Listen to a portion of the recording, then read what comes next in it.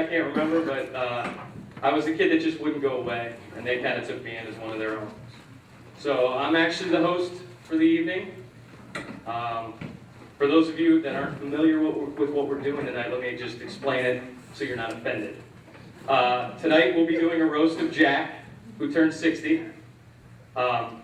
Webster's Dictionary defines a roast. I just broke the cardinal rule, my phone went off. Webster's Dictionary defines a roast as a banquet honoring a person who is subjected to humorous tongue-in-cheek ridicule by friends. Now, in some circles, a roast is considered an honor, maybe in Nicaragua or Mexico or Haiti. I don't really know, but basically, we're all here to make fun of Jack and each other.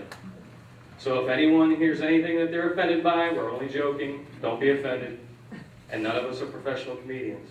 So if we're not funny, F you. So, before we begin, I'd like everybody to turn their attention to the screen, and we have a video tribute. So as I present to you, the internet sensation, Jack Gabriel.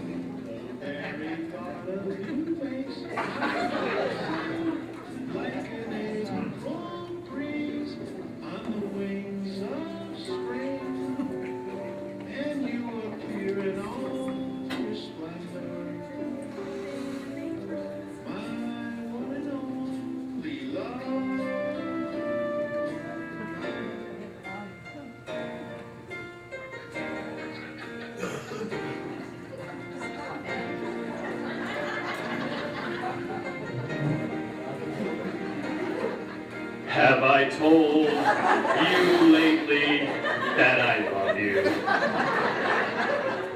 Have I told you there's no one else above you? Allison, get off the damn phone! You fill my heart with gladness, take away all my sadness, ease my troubles, that's what you do. Andy, I don't care if it's cold, you're gonna finish it! You fill my heart with gladness, take away all my sadness, ease my troubles, that's what you do. Corey, get your ass in the house now! You fill my heart with gladness, take away all my sadness, ease my troubles, that's what you do.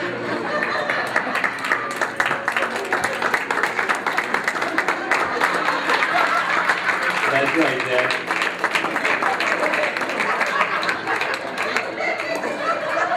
All right, ladies and gentlemen, give it up, Jack Gabriel.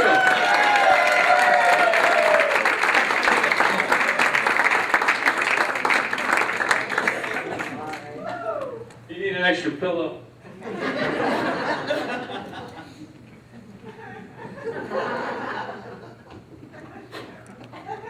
That was an actual video that is on YouTube. We edited it down, Jack made for his lovely wife, Sue.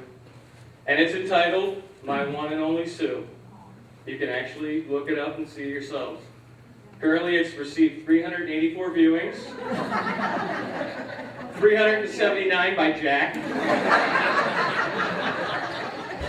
And this video made me think. Behind every big man, there are some special women in his life. So I'd like to start with the matriarch of the Gabriel family, Mary Grace Gabriel. Everybody give it up for Mary Grace. For those of you that don't know, Mary Grace was an extremely successful realtor, and she made a fortune selling houses. She was a kind and friendly businesswoman that would go the extra mile for her clients. But that's not why she was so successful.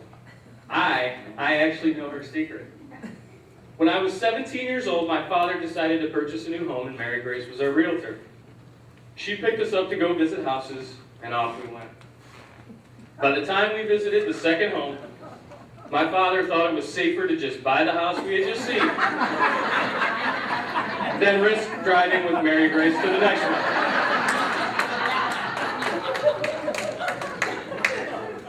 Not the best driver, Mary Grace was. Constantly on her cell phone when it wasn't in vogue. We actually received badges in honor of our ride with Mary Grace. I rode with Mary Grace, and I survived. No mailbox, no curb, no pedestrian was safe. And I'm pretty sure a few pets didn't make it home that night. But Deanie, I'm sorry, I'm kidding. I thought this was about Jack. We'll get to him. We all love you. And for the rest of the night, you're off limits. No one on this stage can make fun of you. And if they do, they'll be severely punished by riding home with you. Now, if we can turn our focus to the woman that inspired... Oh, my bad. I totally boned go on the back. My TV buddy, I forgot to turn on the microphone for him, so give me one moment. There you go, Phil. Sorry. So if we could turn our focus now to the woman that was the inspiration behind that video magic we had just seen. Jack's wife, Sue. Now, women throughout history have inspired many things. Helen of Troy had a face that launched 1,000 ships. She even started a war. Vincent van Gogh lopped off his ear to impress a woman. But Sue, what you've inspired is far, far worse. Please stand up. Be recognized. Sue Gabriel, everybody. Gentlemen, please try to refrain from singing. In my life, I have never witnessed a woman exude more style, beauty, and grace while smacking the shit out of her children from the front seat of the car. I'm serious. Mrs. Gabriel had the backhand of a New York City pimp.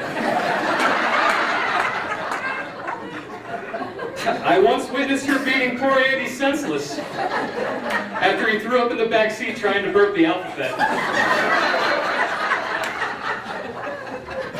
Sue's pimp hand was strong. Oh yes. But man, I loved her cooking. Especially her stovetop stuff. Steve, would you like to stay for dinner? We're having stovetop. How can I say no? There was turkey and stovetop, pork chops and stovetop, hot dogs and stovetop, chili and stovetop. I swear, most of the year was Thanksgiving at the Gabriel house, which explained why every night Allison would throw a fit and scream how thankful she was that she could move out when she turned 18. Ah, yes, Allison, the organizer of tonight's event. She's worked very hard in putting this whole thing together, so please give her a round of applause. Allison, you were like my little sister. She has the face of an angel and the mouth of a drunken Irish sailor with Tourette's. It was always funny to watch Allison scream and yell and jump up and down as a kid throwing fits until she grew her boobs. Then it was more like watching one of those African women jump up and down on National Geographic. I knew I shouldn't be looking, but I was looking. Sorry. Poor Al didn't have a guy look her in the eye from 6th grade to... What's today's date, Corey? If you want to know what they're like, just ask her husband, Jeff. With Allison as his loving wife, Jeff sleeps every night like a baby. And by that I mean, he wakes up every 3 hours crying, sucks on a titty, then goes to sleep.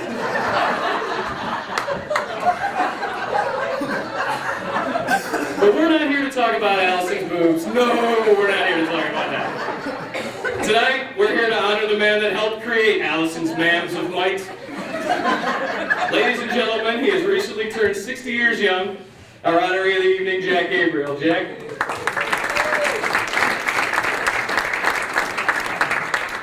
Now, Jack, I have one question. Didn't the Browns just fire your ass a few weeks ago? Actually, you don't really look like Mike Holmgren at all, even though you've probably done just as much to help the Browns as he did. I did, however, receive a letter the other day from your long-lost brother with birthday wishes.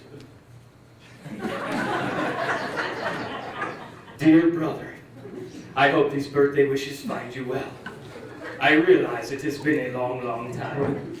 While I was out drinking Dos Equis and becoming the most interesting man in the world, you were busy drinking Milwaukee's best, raising a family of misfits, and becoming the most puzzling man in the world. Our sibling rivalry has spanned for decades now, 60 years to be exact. I often think of you while scaling the Pyrenees Mountains, or having an orgy with a native tribe of women from the jungles of Brazil. I do envy your lifestyle, Jack.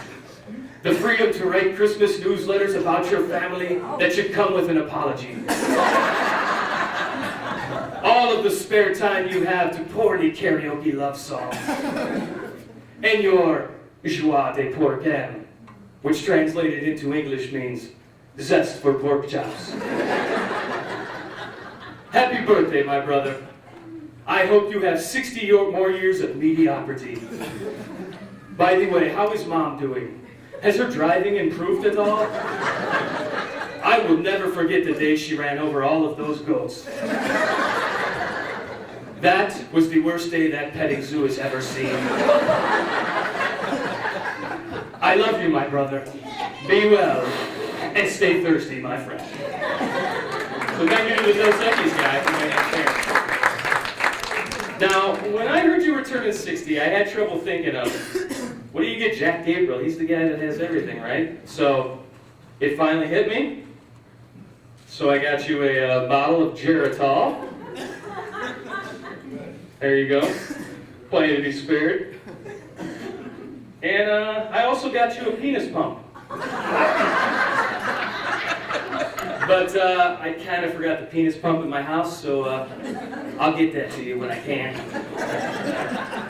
Now, Jack, do you realize how eager your children were to roast you tonight? Yeah, they were jumping at jumping out of their shoes with a chance to get at you. The only one that didn't want to roast you was Allison, your loving daughter. And that's because she inherited your tits.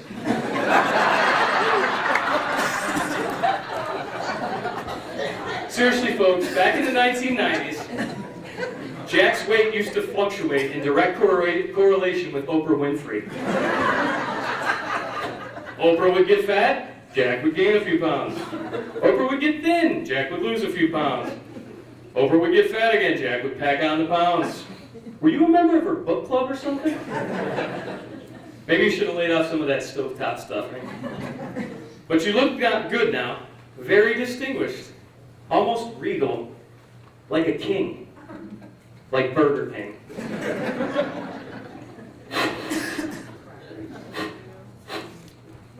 I have your crown, sir.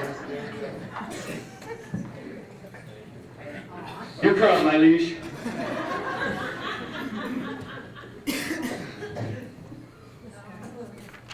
You were like my second father.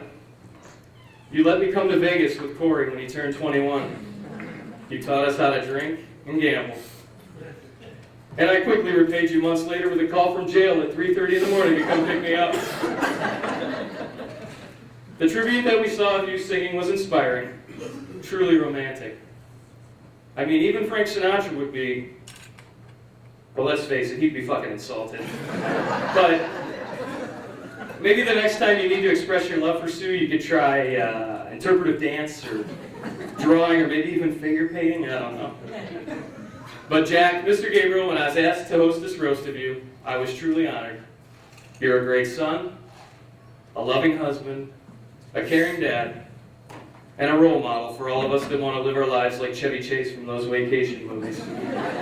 Thank you, Captain Jack, for everything you've done for me. Now I'd like to turn it over to our first roaster of the night, Andy Gabriel. Andy has gone from looking like rapper Eminem's illegitimate son to a hippie car salesman that only smokes weed on the weekends. Andy is, shall we say, less dependable than a Cleveland Indians closer. You're always rooting for him. He shows a lot of promise. But in your heart, you know he's going to end up probably messing things up. Actually, I'm shocked you're even here tonight, dude. You remember? Way to go, buddy. Andy's really been looking forward to this roast. So much, in fact, he wanted to do it last year. He approached me and he thought it would be a great way to celebrate his dad's 60th birthday. You should have seen the look of disappointment on his face when he realized Jack was only turning 59. So he's been waiting an entire year for this. So sit back, relax, and look on in horror with me as he works out all of his childhood issues. Ladies and gentlemen, Mr. Andy Gabriel.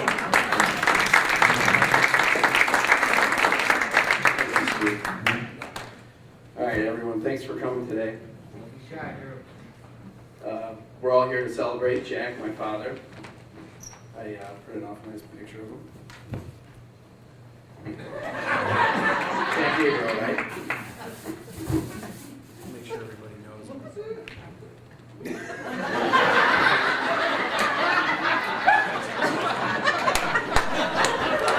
High school, more familiar now, right?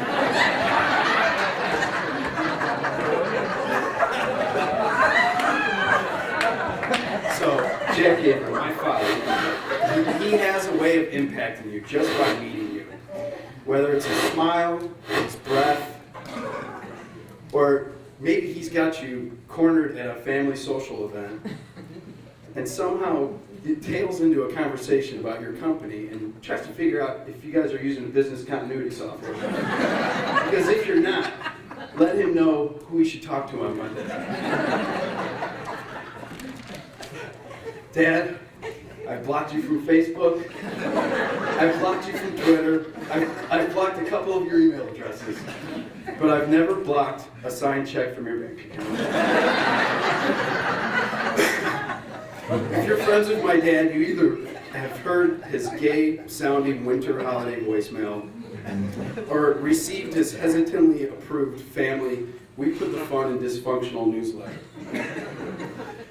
Which is great, it's great, thanks. I mean, I had a decent childhood. I was lucky enough to have my father as my coach growing up in rec league sports. You know what it's like to have your father as a coach of all your sports growing up? If you've never been benched for for an argument that happened at home, and then go on to watch your team win a baseball game without you, and cheer with your dad while you have to sit pissed off on the bench. You haven't had a father as a coach like I was blessed to have. Because of that, my sister, my brother, and me, we can't even go to high school reunions anymore. So we see people from the past, and the first question they ask is, "How's your dad?" I'm like, "Yeah, I'm good. And they go, "Hey, remember that one time your dad kicked you out at baseball practice? I thought you guys were going to kill each other." "Oh yeah, I do remember that. Thanks for bringing that up." My dad, he has a natural way of networking people. He's not afraid to talk to any type of person. I looked up to him for that. During my childhood, he used to come up with unique ways for teaching things to us. In baseball, one of the funny things is to learn how to pitch, he used to tell us to knock the Ewok off our butt. And all the kids loved it because all they wanted to do was knock the Ewok off their butt. So another thing he taught us was fear. Driving home from Dee Dee and Papa's house for dinner, and the Aries K, all of us packed in the back seat, he'd turn the lights off and the radio, and we'd be driving through the metro parks with no lights, scared that something actually happened to the power of our car. Next thing you know, there's a hand coming from the front of the car, and we thought we were going to die. Thanks for that. Life lessons. You may have caught some of his one-liners as well.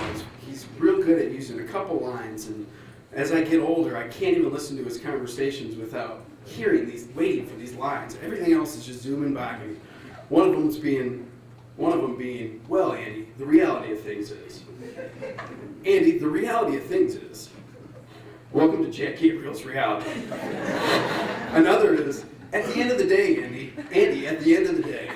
And sometimes he'll combo it up and say, at the end of the day, the reality of things is. That's all I can hear. I don't know, everything else is right past me. So my parents, though, no question, the best parents I could ever wish for. My dad, although is the least bit of a handyman. My mom is very good at figuring out how to pay for things to work. So they complement each other well. That being said, I always thought to myself, if I was to write a book about my childhood, an autobiography, I would title it, one of the running titles I have is $3.50 for an hour. And what does $3.50 for an hour mean? Well, $3.50 for an hour is a recipe my mom uses for anything that she can stuff in an oven. Meatloaf, $3.50 for an hour. Hot dogs and beans, $3.50 for an hour. Orange Ruffy with lemon slices on top, $3.50 for an hour. Chicken and rice casseroles. She should start a cookbook with uses for can of mushroom soup. Because what is that weird extra ingredient? It's cream of mushroom. You know, I've always looked up to my sister and my brother. Maybe I haven't been very vocal about it, but in my head I have. My brother, you know, I've learned more and more now that I have a job and we're in the same field. His knowledge is, you know, nothing to mess with. The guy's he's an asset to his company.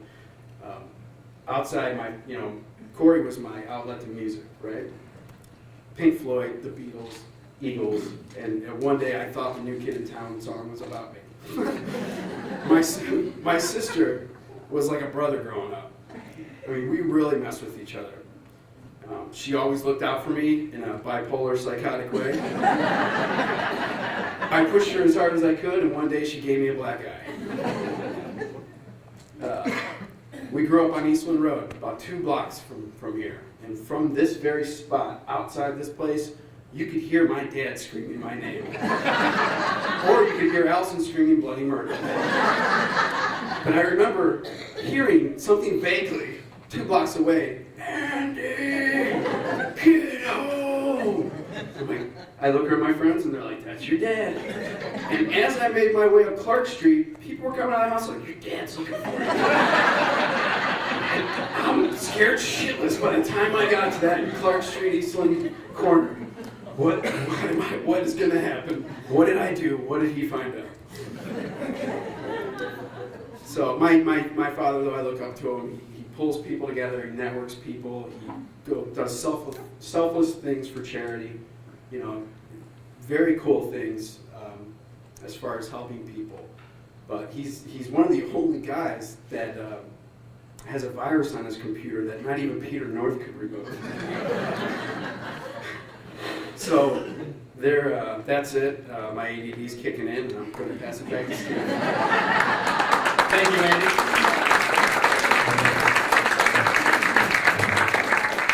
Here's your notes. Thank you very much, Andy. The next roaster of the night is Rick Gable. Honestly, I don't know too much about Rick. I met him when I was younger, but I know he's been friends with Jack for a long, long time. So, the very least I can say you're very tolerant. Now, when Rick was approached to speak tonight about Jack and say a few brief things, he asked, is 30 minutes too long? No, Rick, 30 minutes isn't too long. Make it 45, maybe take an hour. Do a puppet show, a musical, reenact the Civil War. It only takes 50. Rick, don't you know half this crowd eats its supper by 3 p.m. and it's an hour past their bedtime already? But seriously, Rick, no rush. Take your time. But if I hear once upon a time or it all began with, I'm going to shoot you with your Civil War musket. So please, welcome a man with some true special insight into Jack Gabriel. Should be truly unique and revealing. Give it up for Rick Gable. not going to do it. No, I don't have anything prepared. I have a little presentation there, Allison, that you can share. You know, Allison, talked to me about, you kind of pressed it a few times. I didn't know his crowd was going to be this big. But,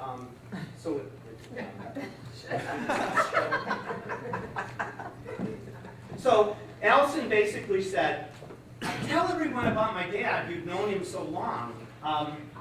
My memory of Jack goes back to like when we were at St. Mary's, we played on the blacktop, right? And the thing I remember most distinctly is that Jack tried to slide into second base on the blacktop, and he broke his leg. And Mary Grace came in her Morris Minor, and she came to pick you up, and her little Jackie had been injured, so it was a big deal. And I said, who is this wimp anyhow? But from that point forward, it was, what was it, second or third grade? What was it, Jack? Now, is that a switch? Jack can't remember. You're always telling me everything. And you're always correcting me, but okay, I'll take that.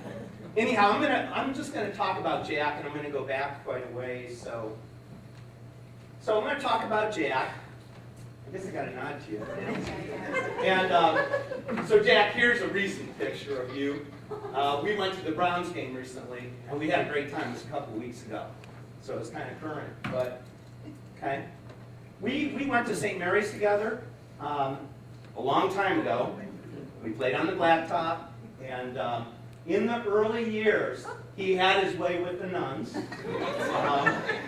I don't mean it that way.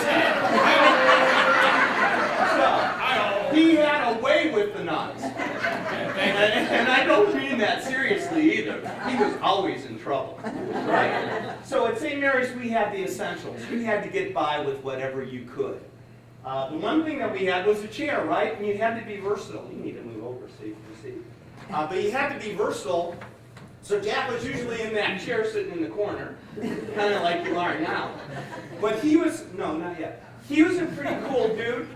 We used to take that chair, and he used to knock the metal off the end of it and put it on his heel, so he could be like John Kurtz.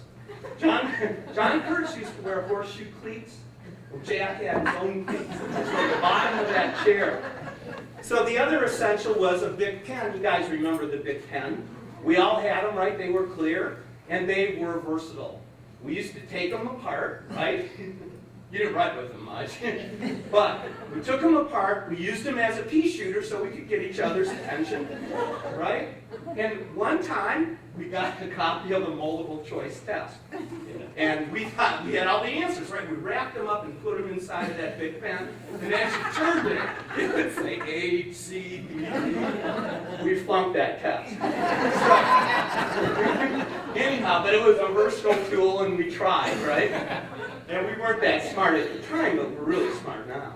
Okay, next. Now the ruler, you needed a couple because you needed it to shoot those rubber bands across the room, and you needed it sometimes to make marks with it, and you really needed it because the nuns would say, Jack, you're in trouble, stick out your hands, and they used to beat his hands with that ruler. And I'm telling you, he needed more than one for the year. So then the next thing was index cards. You needed those index cards every week, right? And wait, that helps, and I'm sorry. So he would use those index cards to go to confession because he had to keep track of what he did. Some kids would say, I talked back to my mommy 4 times. Jack would say, and you remember Mary Grace because you were the recipient. He would say, I talked back to my mommy 785 times. Okay. So anyhow, those were the essentials. Growing up at St. Mary's, we had a lot of fun. We made do with what we had. We never had grass, so it was really a transition when we went from St. Mary's to high school. Go ahead. Well, that's the, you can go by it. I already know that. Always a teacher. Jack was always a teacher. I was from Berea. Bud, Gary, John, we were from Berea, we were sheltered. So when I met Jack, he was from Brook Park. Go ahead, Allison. And we went to Sylvia Street. And that was the beginning, because they were greasers. It was all about, and Linda knows, it was about black leather jackets and Regal shoes. I never heard of them. But anyhow, when I met Jack, I got to see another side of life. And that was the first time I learned how to burn grasshoppers with a magnifier. And I could project hawkers great distances.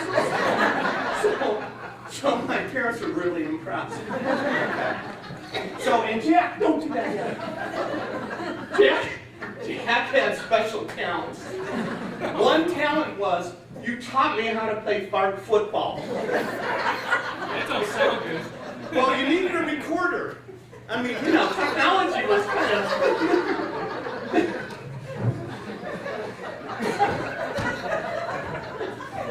You did. I'm so pleased. If it was silent and smelly, it was worth 6 points. Touchdown. Yeah, but it was turn the ball over if you soiled your underwear. Okay, the other talent. Just go ahead, Allison. Jack. Talent. It's like a yo-yo. He could. You know, we were once on the bus. Seriously. Like a yo-yo, Jack could spit and suck it back up in his mouth. He was so talented. I am so privileged to have had him as a friend. Okay. Do you remember that? Maybe you can demonstrate it. All right, so Jack's growing up. And he really was a misguided teen. Yeah, Mary Grace, you don't know everything. Okay, Allison. He was headed south. Go ahead. That's Jack to the right. And that's the look he had for several years. Seriously, several years. I couldn't get any real high school pictures, but you retain that look. So, anyhow, Jack is headed south, right? His dad sells new cars. Jack, he didn't steal them, but when his dad wasn't looking, he'd have them. He had an orange Camaro. You wrecked it. He had a yellow Bonneville convertible. You almost wrecked it. And I'm going to talk about that. He joined the New Breed. You guys remember the New Breed? Gary does. You were a member. I never was. No, I was. So we joined the New Breed because we're going to make a difference in the world. And then Jack and Mary Grace, you remember this. Jack, you left home because you got mad, and you moved. You moved in with Johnny Black. Johnny Black on Depot Street. He did. Gary, he did, didn't he? Yeah. Where's John at? John remembers. You moved in with Johnny Black on Depot Street. Did you know that? That figures. Okay. So, here's the deal. Jack had a yellow Bonneville. No, Johnny. Luther was living below. Yeah.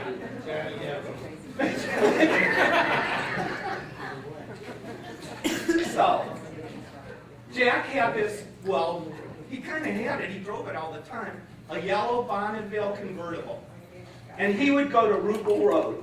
And he would take me around corners going 100 miles an hour. 100 miles an hour, Steve. Back You then, seem that's like bored. 200 miles. Okay. All right. So he's going really fast. And I'm trying to figure out, why is he going so fast? And then I found out he's trying to impress you, Sue, because you live there. And I'm like, God, I hope she notices you, Sue. Because I'm going to die. So anyhow, eventually she did notice Jack. And then came Sue. And there was a turnaround. I mean, it was a real major turnaround, and you're so lucky, you're blessed, because you came back to us, Jack. So you made a huge difference in Jack's life. I tend to think it was the cool guys you knew, or maybe it was Musigogo, the boat we owned, or maybe it was the ambulance. But anyhow, for some reason, maybe she was just trying to rehab you. I don't know, she eventually fell in love, I guess, right? He doesn't love her. Okay. But anyhow, Sue made a huge difference in his life. We can go on. You were competitive to a fault. Oh my God. You're so damn competitive. Especially with me. Not yet, that's a story for later. Okay. Alright, you were so competitive with me. I taught you everything. I mean, I was so good at you, and you never failed to remind me of the time I pitched and you hit a grand slam, or the time we were playing racquetball and I hit myself with the racket. It was 20-20 and I got 12 stitches because I wanted you to win. But, so here's a real competitive side of Jack. He met a lady. He told me this story, I couldn't believe it. I never met the lady. But he said he met her. It's a social gathering. And he says to this lady, the lady's saying, how good she is at racquetball.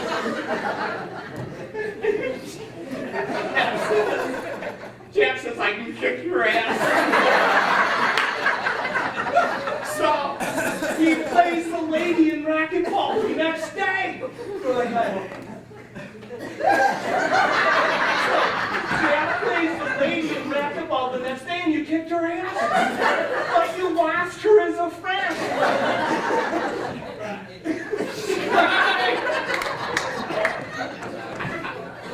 All right, so we can go on.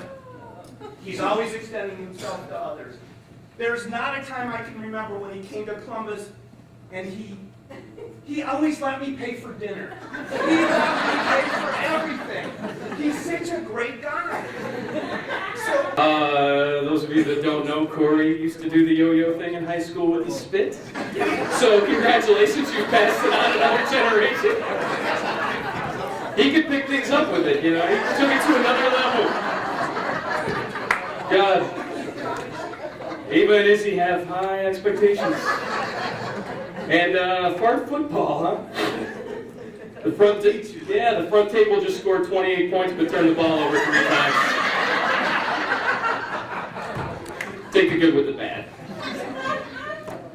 It's a privilege to present the next roaster of the evening, my friend Corey Gabriel.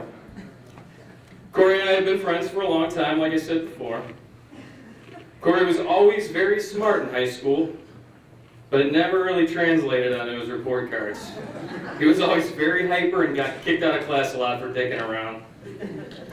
He left a path of destruction and terror with teachers that his brother and sister both had to follow through school. Some older siblings carve a path for the younger ones to follow.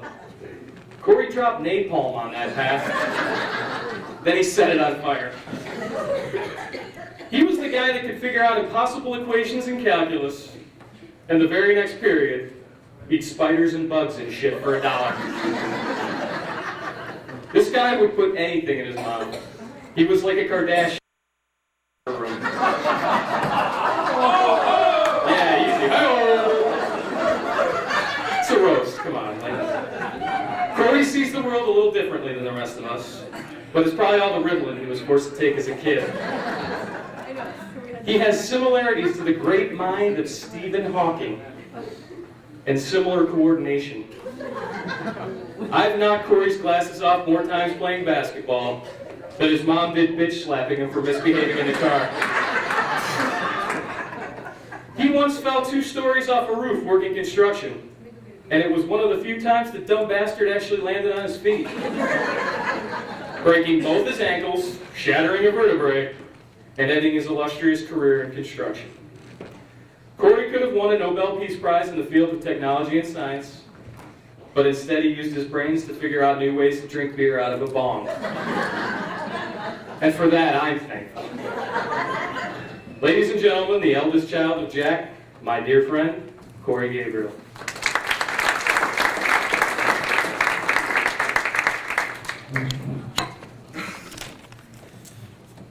Thank you, Steve. Even with a small penis and webbed toes, you can still make us laugh. For those of you who don't know me, I'm the most precious of Jack's children, my sister. I'm very glad everybody can make it out tonight. It's a great celebration of this lounge chair hero. I see Kevin Cawley made it out, Uncle Kevin. Some of you may not know this bit of trivia, but Kevin was the first non-family member to hold me as a baby.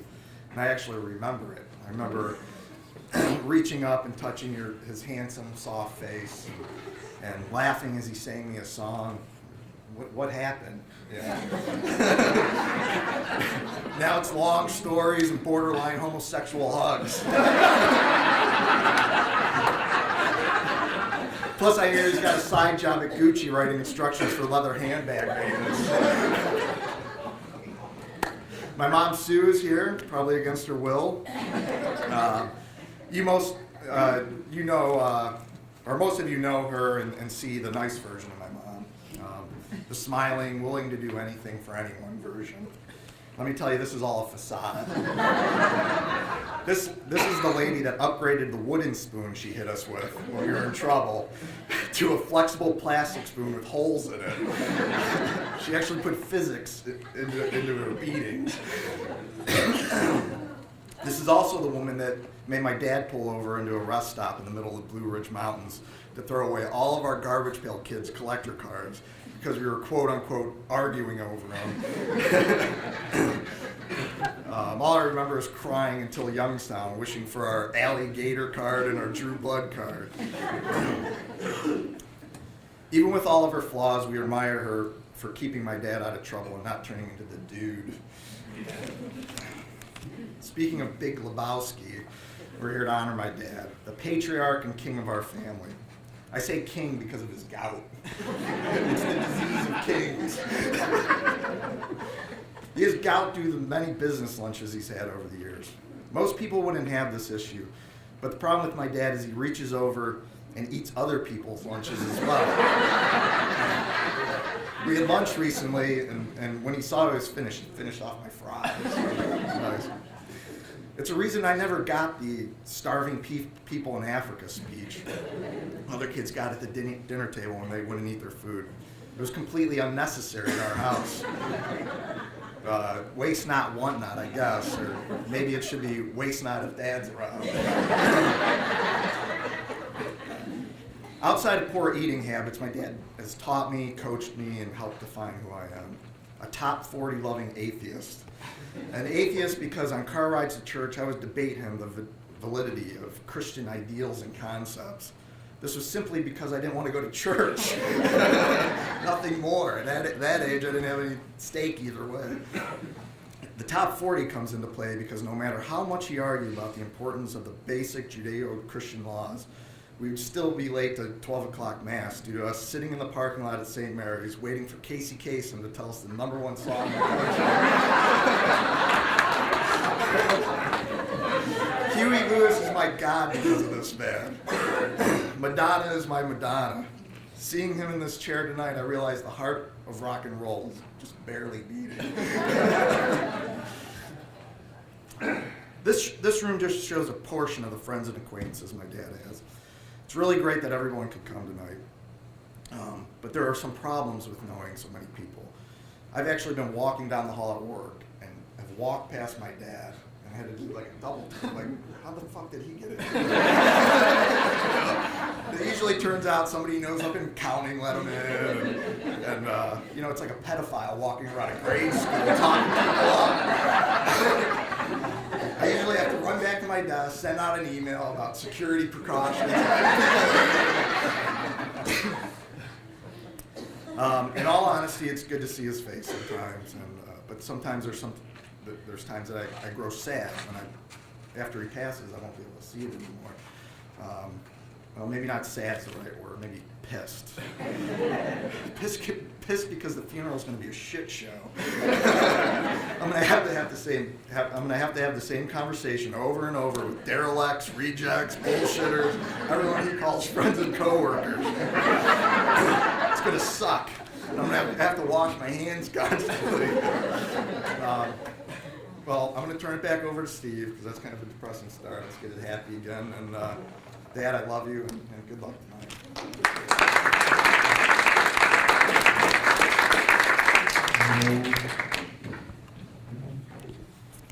Thank you, Corey. Thank you for the small dick comment. Appreciate it. Our next roaster of the night is Tom DeSillo. What can I say about Tommy? He's an Italian guy that always thinks he's right. Big stretch. Having a debate with Tom is almost more frustrating than being behind him at a buffet. Look, the guy loves food. He loves it so much it's hard to describe. It's like, all right, fine, I'll just say it. Tommy masturbates to the Food Network. Makes it raise hot. Hey, did you guys see that pork loin the other day? Oh, so tender, so juicy. Oh. Tom DeSillo is the Jerry Sandusky of veal. What, too soon? I'm sorry. But Thanksgiving's coming up next week, Tommy. I know that's your favorite holiday. Tom never stands up during Thanksgiving dinner so he can hide his erection. But seriously, folks, you'll never find a man more loyal or committed or dedicated unless you're talking about dieting. So ladies and gentlemen, let me introduce to you the Italian scallion, Tom DeSillo.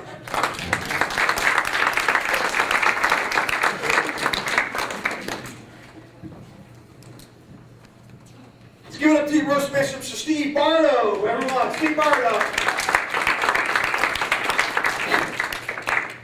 Steve, after what you've said tonight, I cannot believe you're not married yet. Really?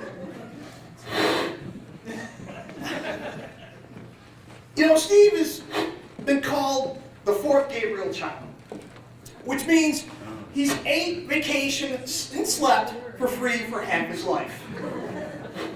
And also, because he is the fourth child, Steve can easily ask Jack for money without guilt or remorse, just like the other three.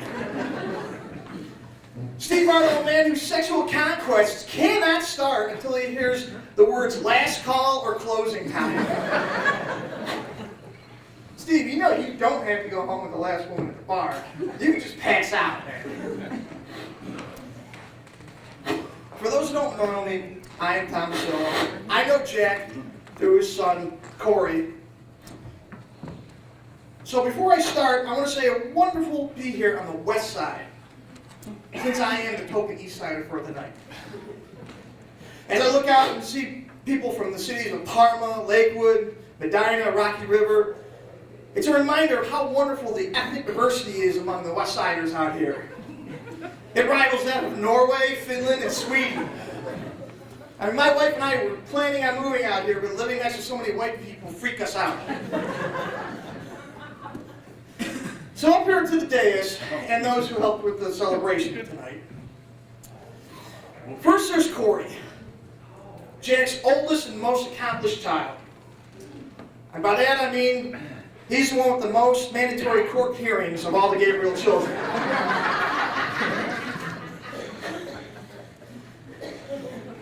Next to the lovely Sue Gabriel, Jack's wife for over 40 years, or close to 40 years, I'm sorry. It is truly a remarkable achievement. Not for you, Jack, for Sue for sticking around. I mean, on a scale of 1 to 10, she's a 10. And you started out at a 6. I mean, that's like John Daly winning the Masters every year. Sue, mother of 3, grandmother of 4. This, of course, fulfills Jack's ultimate fantasy of being able to sleep with a grandmother every night. So I have a question. Who in this room has read the book that's eating up the nation, 50 Shades of Grey?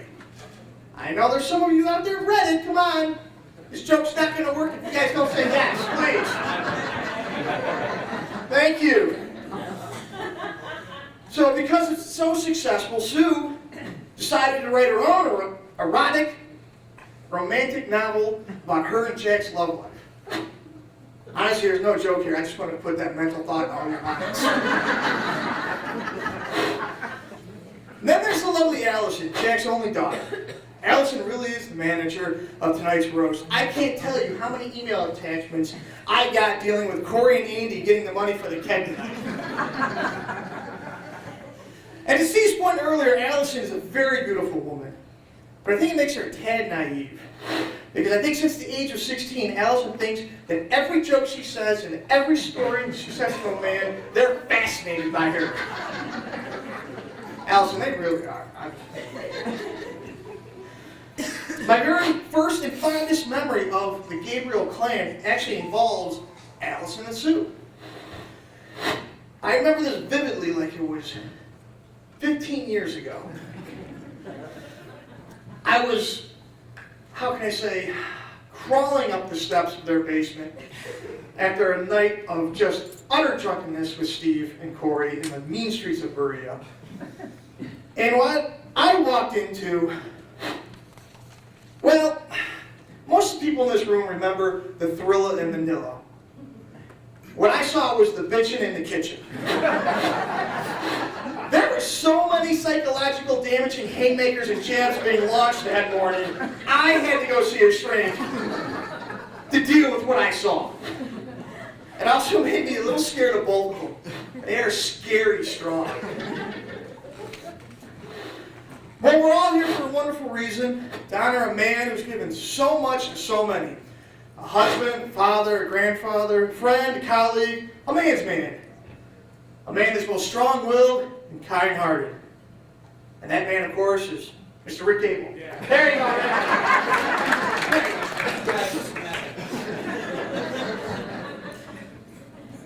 You know, we're going to come up here and tell us how you got to be the man you are today.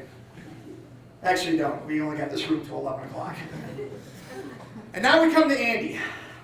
What can I say about Andy, the youngest of all the Gabriel children? Well, what's the PC thing to say? Oh yeah, you're gifted. And what? I have no idea. I guess he's waiting to find his true calling where he can be the most successful. My parents would just call me a lazy bum. Andy, know that your mom loves you the most. Because of all the Gabriel kids, you are the most gifted. Andy's taking a lot of shots tonight, so I'll be kind now. I understand the perils of being the youngest in the son. It's not uncommon to be forgotten, overlooked, ignored. So I have this really important bit of advice. I've written it down over here. Yeah, never mind, it's not important. Let's go. So on with the show. I think we're all agreed. We're all here for two reasons, really. Crappy finger food and free Bud Light. Free Bud Light, really? Was Michelob just a bit too highbrow for you guys? I mean, how did you pay for this shit? Did you guys go through loose change in your sofas in your house? I mean, for God's sake, this is a laundry basket that's in the podium. Maybe you need a laundry basket. Jack, take a look around for a moment.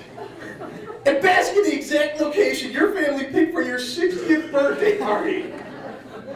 It's an American Legion Lodge in Berea. What was a suburban sportsman and islander all booked up tonight? I mean, your kids spared no expense. Really, they spared no expense. I mean, Jack, it has to make you wonder exactly what type of retirement center they're going to be putting you in. I mean, earlier tonight, I heard them talking about a wonderful place called the Children of the Economically Feeble Family. It's located on 55th and Buckeye. This is it, man. This is your time to get back at us. This is the final moment of the night. Rick, I know you gotta go to bed. It's cool. We've learned about his habits, his parenting, his coaching style, and the damage he's done to all three of his children. He's 60 years old and going strong, and now it's time for you to exact some revenge. Ladies and gentlemen, the man, the myth, the legend, Jack Gabriel.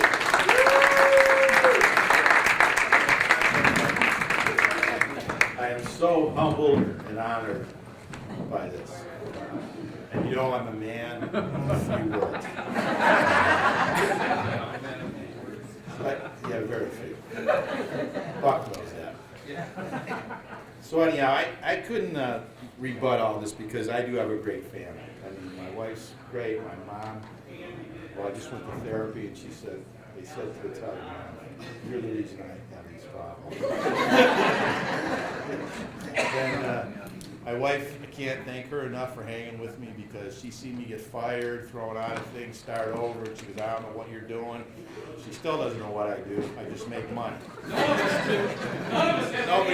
Nobody knows. It's those strippers throwing me dollars. Occasionally. It doesn't matter. It just comes at me. But I thank all of you for being here tonight because you are some of my longest and dearest and most fun friends. These guys here have been hanging out at our house forever. I just scored my 56th point in that chair in fart football. I'm still the best. Nobody can stop me. And Sue, you got to fix my soiled underwear after me. But it is my pleasure to be honored like this. I mean, I know my kids are gifted. I brought some of the newsletters to read to you because I just want to refresh your memories on how dysfunctional we are. And you know, this started a long time ago when Andy was playing basketball, and there was a very pious family in the Catholic Church that wrote a newsletter to us that just told us how their children walked on water. They walked into a room, they got perfect grades, the grace of God was with them, and a lady named Marty Lish said, did you see their newsletter? And I said, yeah. She goes, are your kids like that? I go, no frickin' way. So I started telling stories about Andy and dragging Allison across the floor by her hair, and we got unglued him because she thinks he's a boy, and you know, fights in the house, backslapping everybody. I said, we're not even close to God. We can't even find the place, right? And she goes, you should write that in a newsletter. Her name was Marty Lynch, and she has since passed away. So she would laugh. She was like my little comedian. So I would throw these things off of her, and she inspired me to start these newsletters. So we write this first newsletter, and the family that was so pious that wrote the letter came up to us and said, I'm so sorry to hear about your family. And I said, it's a joke on you. So that's how they started, and they became fodder, and they ended up being a great part of our family. And they were in command so much that people, if they didn't get them, they would call me. Where's the newsletter? What happened? To know that I have been on many refrigerators in this world is just it's probably the greatest thing that ever happened. I know I tell Kelly and all my guys at work that I'm on the very downhill side of a very mediocre career. I haven't done anything spectacular, but to be on somebody's refrigerator with this newsletter has been special to me. So I'm just going to read a couple of them, and you can, if you get bored, let me know. I'm going to start with 1998. You got to remember this is the time in the heyday. I'm leaving.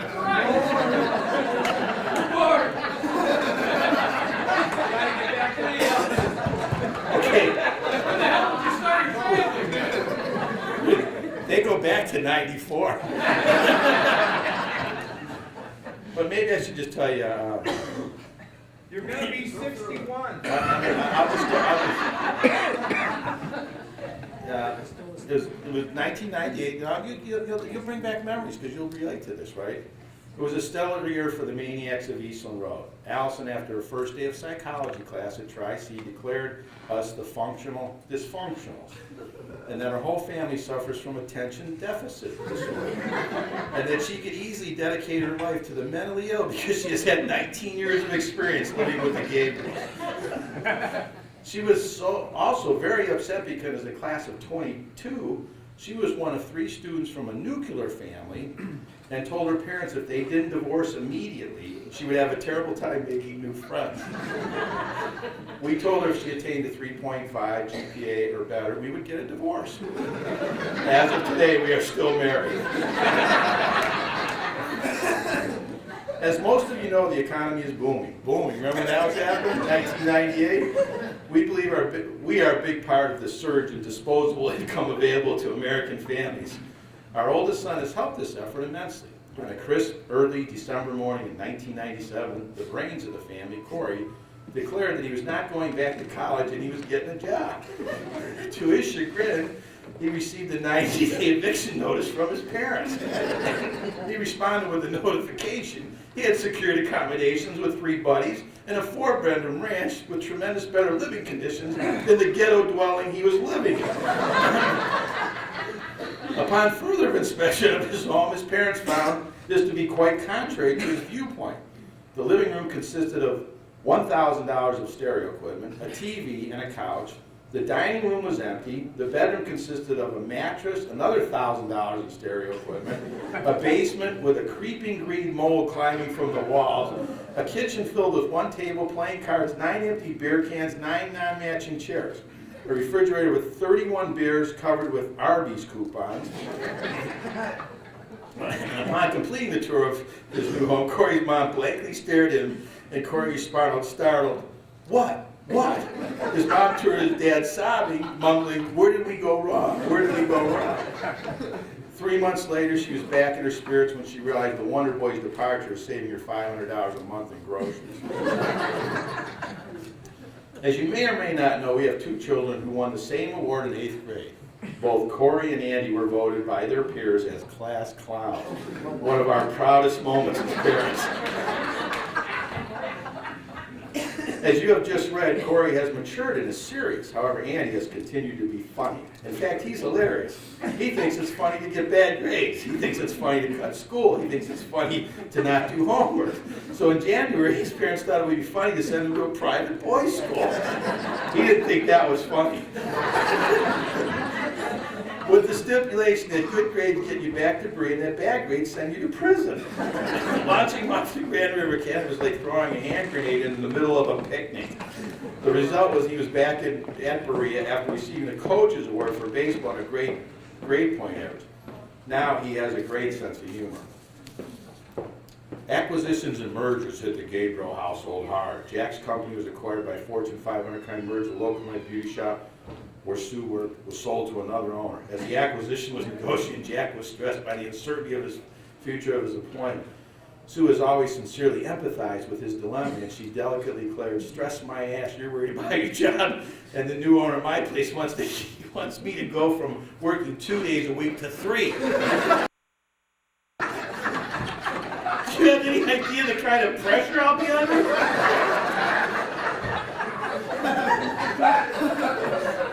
Until that point, he had never realized how stressful painting nails, talking, and eating lunch with your friends could be. He